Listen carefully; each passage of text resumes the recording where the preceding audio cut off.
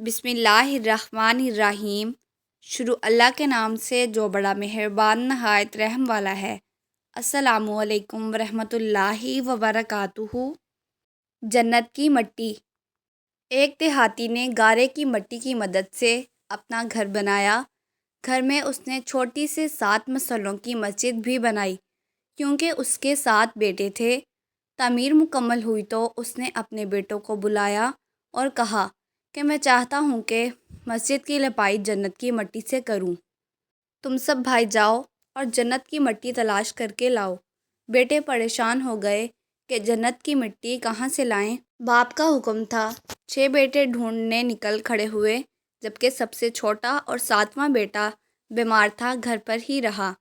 بھائی شام کو تھکے ہارے خالی ہاتھ گھر لوٹے تو کیا دیکھتے ہیں، چھوٹا بھائی بوری میں مٹی بھر کے بیٹھا ہے۔